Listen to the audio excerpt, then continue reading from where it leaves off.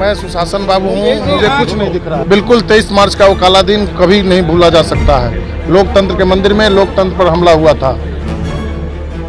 आज 23 मार्च है। बिहार विधानसभा में आज से 1 साल पहले सदन के भीतर जो तस्वीर सामने निकल कर आई थी, विधानसभा कलंकित हुआ था। विधानसभा अध्यक्ष ने भी आज कहा कि वो एक काला दिवस था, उस एक पन्ने को हटा दिया जाए। लेकिन आरजेडी के विधायक है मुकेश रोशन, उन्होंने आज आंख पर काली पट्टी बांधकर विधानसभा पहुंचे हैं और जिस तरीके से आज के दिन को आरजेडी काला दिवस मना रही है और साथ ही साथ होली के दौरान जो मौतें हुई है जहरीली शराब से, उसको लेकर भी सरकार पर इन्होंने तंज कसा है कि यहाँ पर अंधा कानून है और वो सुशासन की सरकार है, उन्हें कुछ दिखाई नहीं देता। जिस तरीके से उनका तंज बिहार सरकार पर है कि इन मौतों पर भी सरकार कह रही है कि ये मौतें जो है वो शराब की वजह से नहीं हुई है। इसको लेकर देखिए कि आरजेडी विधायक मुकेश रोशन किस तरीके से काली पट्टी बांधकर विधानसभा पहुंचे हैं और सरकार को लेकर जो मौतें हुई हैं और जो काला दिवस मना रही है आरजेडी, उस पर क्या कुछ कह रहे हैं। दिख नहीं रहा है। मैं सुशासन बाबू हूँ, मुझे कुछ नहीं दिख रहा है। आपको कुछ दिख रहा है? मुझे कुछ नहीं दिख रहा है, इसलिए मैं सुशासन बाबू हूँ। सैकड़ों लोगों का मौत हो गया, उसके बाद भी मुझे कुछ नहीं दिख रहा है। मैं सुशासन बाबू हूँ। 23 मार्च भी है आज मुकेश जी। बिल्कुल 23 मार्च का वो काला दिन कभी नहीं भूला जा सकता है। लोकतंत्र के मंदिर में लोकतंत्र पर हमला हुआ था। आप लोग को भी याद होगा, बूट से विधायकों को पीटा गया था। आज तक क्या कार्रवाई हुआ, किसके ऊपर कार्रवाई हुआ? आज का दिन काला दिवस के रूप में जाना जाएगा। मैं सुशासन बाबू हूँ, मुझे कुछ नहीं दिख रहा है। आपको कुछ दिख रहा है? मुझे कुछ नहीं दिख रहा है, इसलिए मैं सुशासन बाबू हूँ। सैकड़ों लोगों का मौत हो गया, उसके बाद भी मुझे कुछ नहीं दिख रहा है। मैं सुशासन बाबू हूँ। 23 मार्च भी है आज मुकेश जी। बिल्कुल 23 मार्च का वो काला दिन कभी नहीं भूला जा सकता है। लोकतंत्र के मंदिर में लोकतंत्र पर हमला हुआ था। आप लोग को भी याद होगा, बूट से विधायकों को पीटा गया था। आज तक क्या कार्रवाई हुआ, किसके ऊपर कार्रवाई हुआ? आज का दिन काला दिवस के रूप में जाना जाएगा। सदन में उठता रहा है, आगे भी उठता रहेगा ये मामला।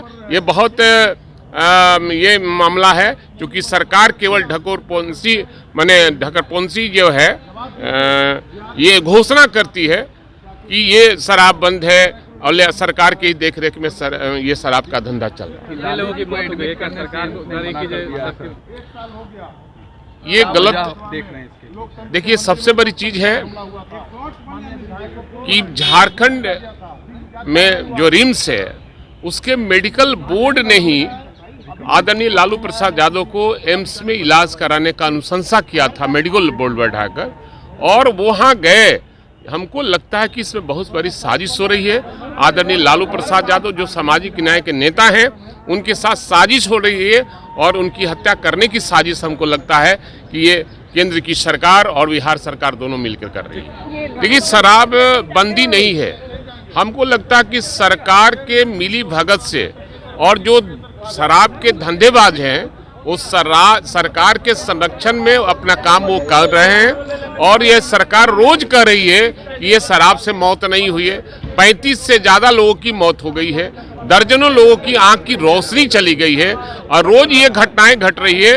इस बिहार में सैकड़ों से ज़्यादा लोगों को जहरीले शराब से मौत हो गई है, लेकिन सरकार इस बात को झुठलाने का काम करती है। जनता के आंखों में धूल केवल झोंक रही है।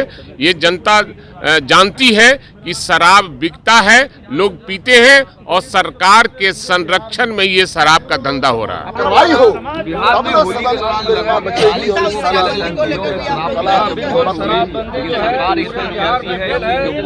की बीमारी है। नहीं, देखिए, तो खुली बात है, बिहार में लंबे समय से जब से शराबबंदी हुई है, शराब धड़ल्ले से मिल रहा है, डुप्लीकेट शराब भी मिल रहा है और लोगों की मौतें भी हो रही है।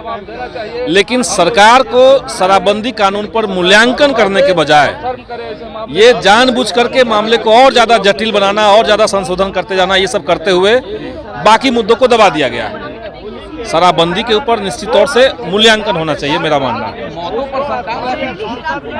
सरकार तो झूठी बोल रही है। अगर सरकार कह रही कि बिहार में सब बढ़िया है, बिहार में बहार है और हम देख रहे हैं कि जनता में मारामारी चल रही है, जनता में उथल पुथल है, लोगों की मौतें हो रही है, शिक्षा रोजगार चौपट है, तो झूठी तो सरकार बोल रही है। हर त्योहार पर ऐसे ही मौत बिहार में तांडव हो रहा है। त्योहार में त्योहार के बियॉन्ड भी हो रहा है। होली में हुआ, होली से पहले अगर 15 दिन देखिए तो उस बीच में भी कई सारी मौतें हुई हैं। तो सरकार को अब गंभीर होना चाहिए। सबसे पहले आज शहीद आजम भगत सिंह, राजगुरु सुखदेव जो ब्रिटिश हुकूमत के खिलाफ भारत की आज़ादी के लिए लड़ते हुए शहादत दी थी, उन्हें फांसी के फंदे पर झुला दिया गया था, उनको हम अपने तरफ से श्रद्धांजलि अर्पित करते हैं, उन्हें नमन करते हैं और साथ ही साथ ये संकल्प लेते हैं कि भगत सिंह के सपनों का भारत, एक लोकतांत्रिक भारत, गरीबों का भारत बनाने का जो उनका संकल्प था, जो सपना आज तक पूरा नहीं हुआ, उसे आगे बढ़ाएंगे। साथ ही साथ बिहार के भीतर जहरीली शराब से जो मौत की बात आप कह रहे हैं, ये लगभग जो खबरें आ रही है कई जिलों से, हमारे सीवान में भी मैं कल मिलने गया था, 2 लोगों की जहरीली शराब से मौत हुई है, बांका में हुई है, भागलपुर में हुई है, पूरे बिहार के भीतर लगभग 30-35 लोगों की खबरें आ रही है जो जहरीली शराब से मौत हुई है। सरकार इसे लिपापोती कर रही है, वो बीमारी बता रही है। अगर बीमारी है तो भी सरकार को बताना पड़ेगा कि वो कौन सी बीमारी है जो पूरे बिहार के बारी बारी से जिलों में लोग मर रहे हैं, और उन लोग बता रहे हैं कि हमने दारू पिया था, उसके बाद हमारी मौत हुई। उन लोगों पर पीड़ित परिवार कह रहे हैं कि उनकी मौत हुई है। तो ये सच्चाई है कि जहरीली शराब से मौत हुई है। और सरकार कह रही थी, अभी भी कह रही है, अभी देखे कि मंत्री का बयान आ रहा था, कहा जा रहा था बिहार में पूर्ण शराबबंदी है। मैं समझता हूं शराबबंदी पूरी तौर पे फेल है, और बिहार के जो बड़े बड़े अफिसर हैं, शराब माफिया हैं, उनके भीतर रिश्ते बने हुए हैं, थानादारों से रिश्ते हैं, और इनके मिली भगत शराब के धंधा चल रहे हैं। इसी वजह से जहरीली शराब बिक रहा है, लोग पी करके मर रहे हैं। उनको मुआवजा 10 लाख रुपया पीड़ित परिवार को जरूर मिलना चाहिए।